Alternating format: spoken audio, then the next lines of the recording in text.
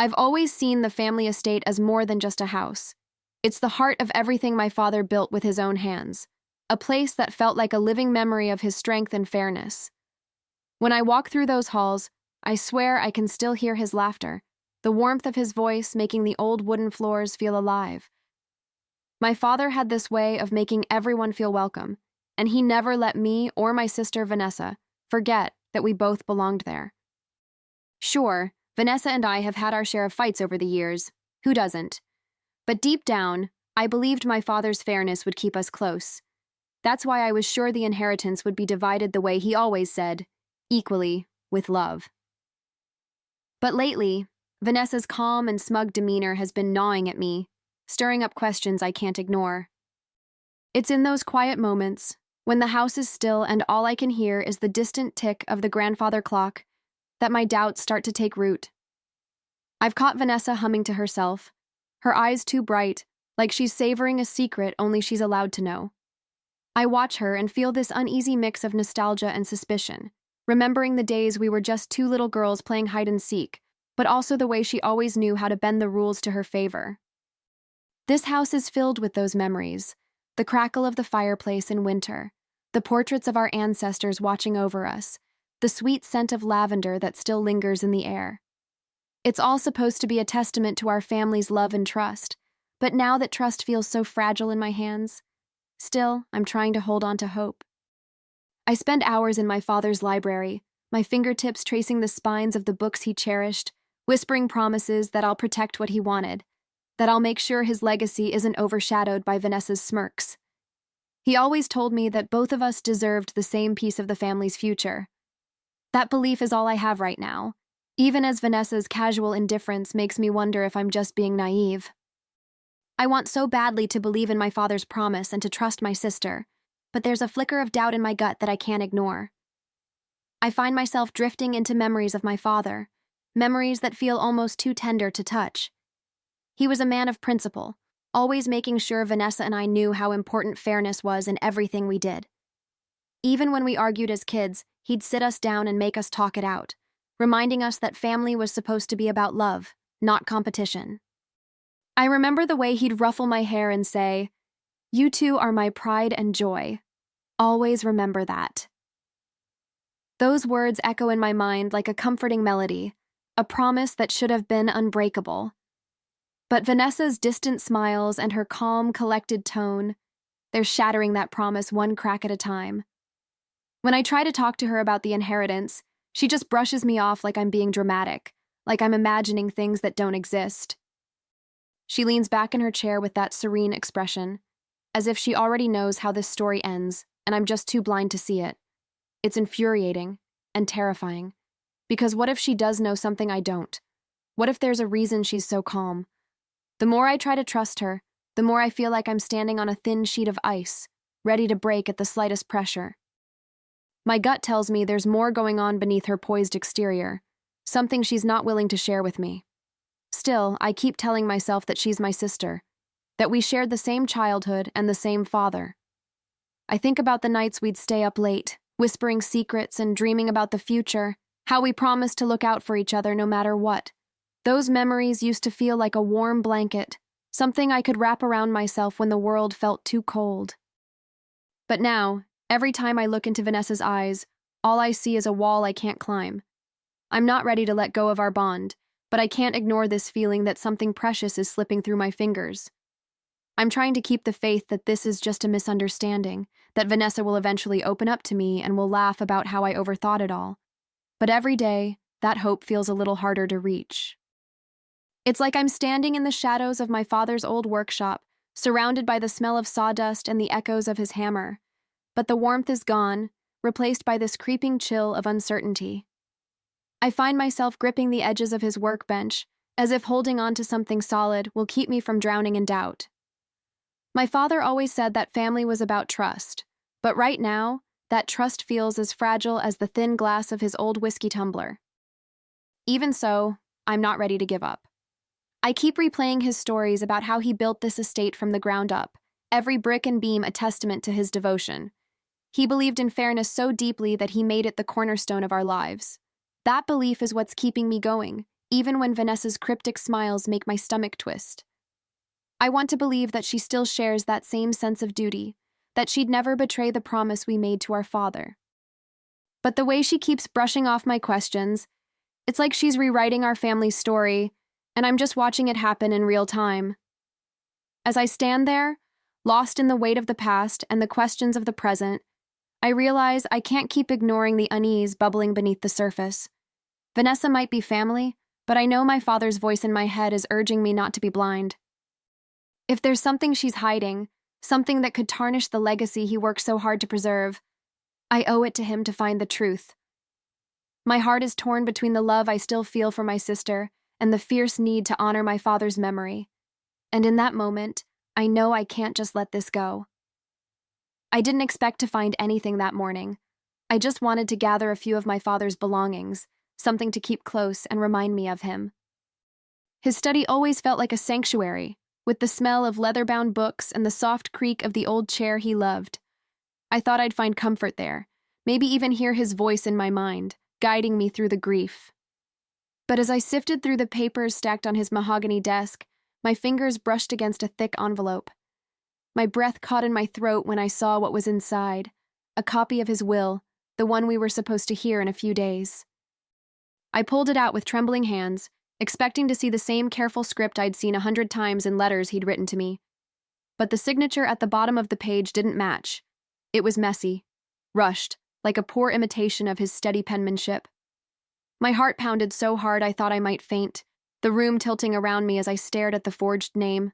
A cold, clammy dread settled over my skin, every instinct in me screaming that this wasn't just a mistake. I forced myself to sit down, my legs shaking, and began pulling out other documents, letters, anything with his signature to compare. The more I compared, the clearer it became. This was no accident. My father's elegant script was as familiar to me as my own, and this was nothing like it. The truth slammed into me with a force I wasn't ready for. Vanessa had forged his signature, rewriting his final wishes as if she alone deserved everything. My mind raced, 1,000 questions spiraling in every direction. How long had she been planning this? How could she betray everything he stood for, and everything we promised each other? My hands trembled, the pages slipping through my fingers like water. I knew I couldn't stay silent, not when the truth was burning a hole in my heart. I remember how I took a deep breath, feeling the weight of that forged signature like a stone in my chest. My mind kept replaying the way Vanessa had been acting so smug and calm lately. Now I understood why. She'd been lying to my face, playing the part of the loving sister while stealing everything our father had worked for. My heart ached with betrayal, but more than that, I felt this blazing need for answers. I couldn't let this stand, couldn't let her rewrite the story of our family with a few strokes of a pen. I confronted her later that afternoon, the paper still clutched in my hand like a weapon. Vanessa looked at me with those cold, detached eyes, like she was already bored with my questions. When I demanded an explanation, she didn't even flinch. She just shrugged, like forging our father's will was no big deal. "I always knew how to handle the family's money better than you," she said, her voice dripping with a cold arrogance that made my blood boil.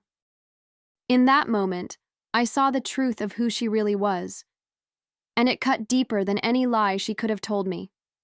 Standing there, staring at my sister, I felt something inside me shift. The betrayal was raw and brutal, but it also lit a fire in my heart.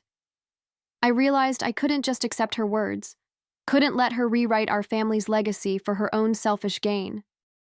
My father's voice echoed in my head, telling me to fight for what was right, to stand up for the truth even if it cost me everything. Vanessa might have thought she'd won, but I was done letting her play me for a fool.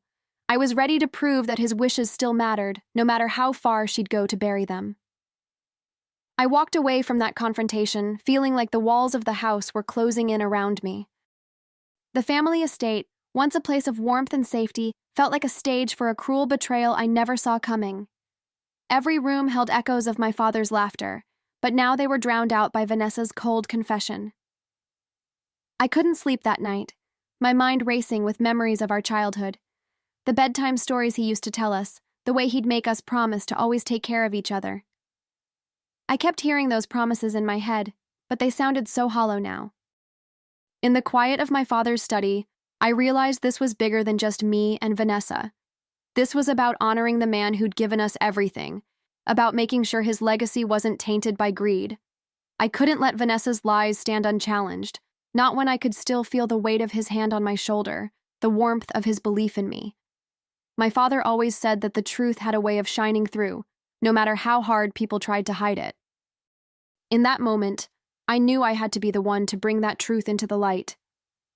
As I closed my eyes and took a deep breath, I felt a quiet resolve settle over me. I didn't know exactly how I would prove what Vanessa had done, but I knew I wouldn't stop until I did. My father deserved better than a lie written in his name. My family's legacy deserved better, and I wasn't going to let Vanessa's betrayal define who we were, or who I was going to be. Even if it meant fighting alone, I was ready to stand up for what was right. Because in my heart, I knew the story wasn't over yet. The next few days felt like a blur, but I refused to let that stop me. I reached out to a lawyer, someone who knew how to navigate these tangled webs of inheritance and deceit. Every step felt like I was peeling back layers of my father's past, and each piece of evidence I found made the betrayal even more real. Vanessa tried to intimidate me, calling me weak, saying I was tearing the family apart by questioning her. But I knew deep down that I wasn't the one destroying the family. She was. I had to remind myself of that every time her cold, dismissive voice tried to shake my resolve. The lawyer helped me start the process of gathering evidence, sifting through old files and documents with a meticulous patience I didn't think I had in me. I spent hours in that dusty library, comparing signatures and hunting down old family friends who might remember my father's wishes. It was exhausting work, physically and emotionally. Some nights I'd collapse into bed, my eyes burning from the strain of staring at legal forms and faded letters. But every time I felt doubt creeping in, I'd close my eyes and hear my father's voice. "Don't give up, Diana. The truth matters more than comfort."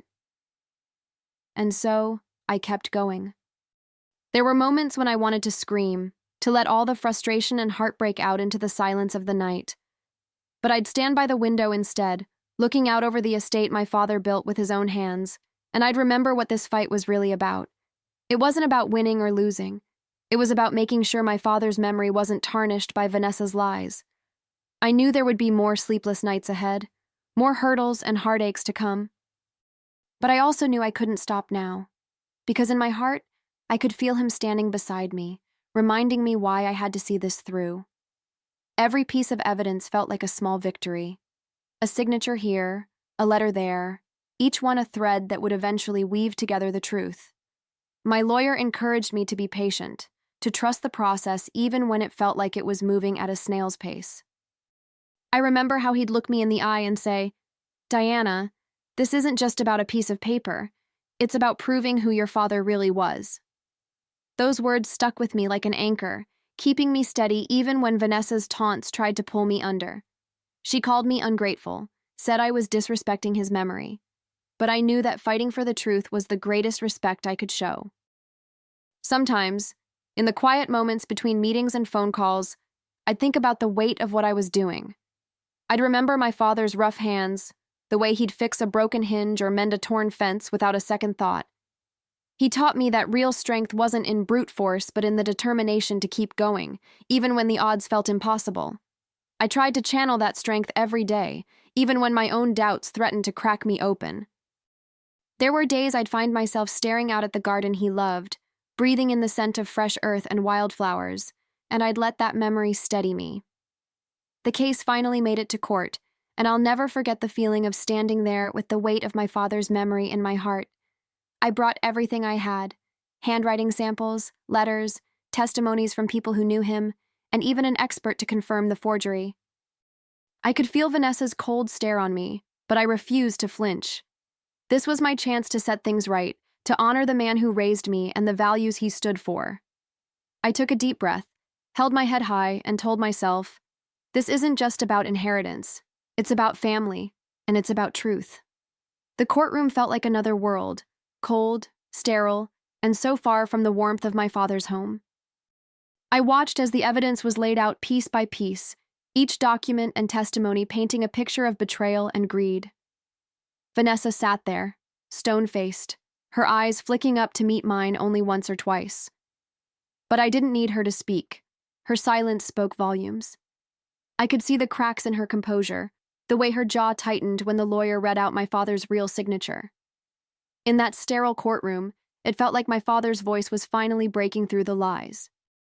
Even as the days dragged on and the weight of the trial pressed down on me, I never lost sight of why I was there. It wasn't about punishing Vanessa. It was about protecting the truth and everything my father had worked so hard to build. I felt his presence with me every time I spoke, like he was standing right beside me, reminding me to be brave. There were moments when I thought I might break, when the grief and exhaustion felt too heavy to carry. But then I'd look at the faces of the people who believed in me, my lawyer, old family friends, and I'd remember that I wasn't alone in this fight. As the trial neared its end, I felt a strange mix of relief and sadness. Relief because I knew the truth was finally coming to light, but sadness because I knew that no matter the outcome, nothing would ever be the same between me and Vanessa. There was no going back to the way things used to be, no fixing the rift her betrayal had carved between us. But as I sat there waiting for the verdict, I realized that maybe that was okay, because this was never really about the past. It was about finding the strength to face the future, no matter how uncertain it might be. When the judge finally delivered the verdict, it felt like the air in the courtroom shifted. I sat there with my heart pounding in my chest, my hands gripping the edge of the wooden bench so tightly that my knuckles ached. The words seemed to echo through the room. Vanessa's forgery was exposed, and the inheritance would be returned to its rightful place. I felt a surge of relief wash over me, a fierce, trembling relief that left me blinking back tears I didn't even realize I was holding in. I wasn't just fighting for myself. I was fighting for my father's memory, for the promise he made that fairness and love should always be at the heart of our family. Vanessa didn't look at me as the judge spoke, her eyes fixed on some distant point beyond the courtroom walls. I could see the flush of shame creeping up her neck, the tension in her shoulders that told me she knew the game was over. Part of me wanted to reach out to her, to find some shred of the sister I'd grown up with, but another part of me knew that trust had already been shattered beyond repair. This wasn't just a legal victory. It was the end of something I thought was unbreakable. And as much as it hurt, I knew I couldn't turn away from that truth. Afterwards, I stepped out of the courtroom into the pale afternoon sunlight, feeling like I was seeing the world for the first time in months. My father's estate, the gardens, the laughter of the children in the distance, it all felt brighter, more real somehow. But beneath that brightness was a sadness I couldn't quite shake. Because even though Vanessa's lies had been exposed, the price we'd paid for the truth was steep. And in that moment, standing there on the courthouse steps, I realized that winning didn't mean I'd gotten back what I lost. It just meant I could finally start to heal. In the days that followed, the story of Vanessa's betrayal spread like wildfire through the small town. Family, friends, and neighbors would stop me on the street, their eyes filled with sympathy and curiosity. Some offered words of comfort, while others looked at me with that hesitant mix of pity and relief, as if they didn't know how to bridge the gap between us. I tried to be gracious, to accept their kindness without letting it overwhelm me. But inside, there was a quiet ache that no one's words could really touch. The ache of knowing that my own sister had seen me as an obstacle instead of family. I spent a lot of time alone in those first few days, wandering the halls of the family estate and letting the memories wash over me. I'd find myself in the garden, running my fingers over the rough bark of the old oak tree my father planted when I was born. It was a reminder of where we came from, the roots that went deeper than any lie Vanessa had told. I think I needed that time to breathe, to feel the weight of everything that had happened, and to let the sadness settle. Because even though the court had ruled in my favor, the pain of losing my sister's trust felt like a scar that would never quite fade. Vanessa and I didn't speak after the trial. She packed her things and left the estate without a word, leaving behind only silence and a few echoes of laughter from our childhood. I wish I could say I felt relief when she left, but the truth is, it felt like the final chapter of a story I'd never wanted to write. I knew that no matter what happened next, things would never be the same between us. And yet, even as I felt the finality of it all settling in, I also felt something else. A quiet, steady determination to carry on. Because my father's legacy wasn't just about what he left behind, it was about what I chose to build with it. In the stillness that followed Vanessa's departure, I found myself turning inward, seeking answers in the quiet spaces of my heart. There were moments when I missed her, not the woman she'd become, but the sister I used to know, the one who used to braid my hair and hold my hand when we crossed the street. But I also knew that some betrayals cut so deep they can never be fully healed. And as much as I wanted to cling to the past, I couldn't ignore the truth that had been laid bare in that courtroom. My father's legacy demanded more than nostalgia. It demanded that I live with integrity and honor the family he built.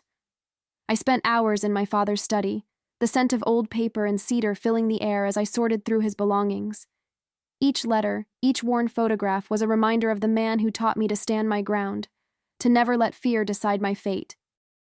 I thought about the choices he made, the values he held close, and I knew that he would have been proud of me for standing up to Vanessa's lies. Even if it broke my heart, even if it meant closing the door on the sister I once adored, I knew that I had done the right thing. And in that knowledge, I felt a quiet kind of peace. As I looked out the window one evening, watching the sun dip below the horizon, I realized that this wasn't the end. It was a new beginning. The estate stood around me, solid and enduring, and I felt a flicker of hope in my chest. There was still work to be done, still dreams to be fulfilled. My father had given me the tools to build a future that was honest and kind, and I wasn't about to let that go to waste. I took a deep breath, letting the evening air fill my lungs, and I promised myself that I would carry his legacy forward with grace. Because even though Vanessa's betrayal had changed everything, it hadn't changed who I was, or who I was determined to become. In the months that followed, I threw myself into caring for the family estate. It became my refuge, a place where I could feel close to my father again. I spent long hours in the garden he loved, pruning the rose bushes and planting new seedlings, feeling the dirt under my nails like a quiet reminder that life always finds a way to bloom again. The air was filled with the gentle hum of bees and the soft rustle of leaves, and in those peaceful moments, I felt my father's presence more strongly than ever. It was as if each new blossom was his way of telling me that I was exactly where I was meant to be. The house itself became a canvas for my healing. I dusted off old family portraits and carefully restored them, finding comfort in the faces of ancestors who'd come before us. I moved through the rooms with a quiet purpose, each brushstroke and polished surface a small act of love, not just for my father, but for myself. I wanted every corner of that house to feel alive, to honor the legacy he left behind. Some days it felt like I was learning how to breathe again, one small act of restoration at a time. As I worked, I found solace in the simple routines that had once been just background noise. I'd make myself a cup of tea in the early morning light, the steam rising in gentle swirls as I stood at the kitchen window. I'd listen to the birds singing in the orchard and let their music fill the empty spaces inside me. Even though Vanessa was gone and some wounds would never truly heal, I felt a new sense of belonging in those quiet, ordinary moments. And with each passing day, I felt a little more like myself, a little more like the daughter my father had always believed in. I found unexpected strength in the connections I began to rebuild. Family friends who had stood by me during the trial became a source of comfort, their kindness weaving new threads of hope into my days. They'd stop by for a cup of coffee or lend a hand in the garden, sharing stories of my father and reminding me that I wasn't alone in this. It felt like I was piecing together a quilt of memories, each conversation and shared laugh adding another patch of warmth and belonging. The pain of Vanessa's betrayal was still there, but it didn't feel so sharp when I was surrounded by people who believed in me. As the seasons changed, so did the estate. The garden flourished under my care, and I took pride in every new bloom, every carefully tended row of vegetables. It was more than just gardening. It was a way to carry forward my father's love for this place, to keep it alive in every leaf and petal. In those early mornings, with the sun casting long shadows over the land, I felt a quiet sense of purpose I hadn't known in years. It wasn't about proving anything to anyone else anymore. It was about reclaiming a piece of myself, one rooted in honesty and care.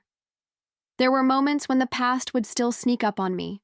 A song on the radio, the scent of my father's cologne lingering in an old jacket, and I'd feel that old ache in my chest.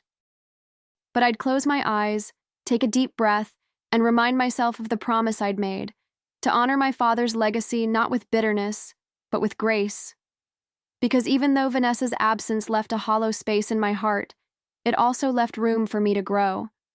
And in that quiet emptiness, I discovered a new kind of strength, one that didn't need anyone's permission to shine. On warm evenings, I'd find myself standing at the edge of the property, where the fields rolled out like a golden sea under the setting sun. I'd close my eyes and let the breeze wash over me, feeling the weight of everything that had happened, the betrayal, the fight, the quiet triumph that followed. There was a kind of peace in those moments, a sense that I'd finally come through the storm and found something steady to hold on to. My father's voice still echoed in my mind, not as a demand, but as a gentle reassurance. "You've done enough, Diana. You're exactly where you're meant to be." I knew that Vanessa would probably never come back, and maybe that was for the best. Some wounds heal with time, but others are meant to be left behind. What mattered most was that I'd found a way to stand tall again, to let the truth of who I was guide me forward. In the soft hush of dusk, I felt closer to my father than ever, as if he was right there beside me, his hand on my shoulder, reminding me that the best parts of him lived on in me. And I realized that his legacy wasn't just the estate or the inheritance. It was the strength he'd taught me to carry, even when the world felt heavy. As I stood there, the last light of day painting the fields in gold and amber, I felt a quiet kind of joy, the kind that comes not from having everything, but from knowing you've honored what truly matters. I took a deep breath and whispered a thank you to the wind, to the earth, to my father's memory. Because in the end, I knew that I'd done more than just protect the family estate. I'd reclaimed my own story, woven it with truth and care, and let it take root in a future that was finally, truly mine.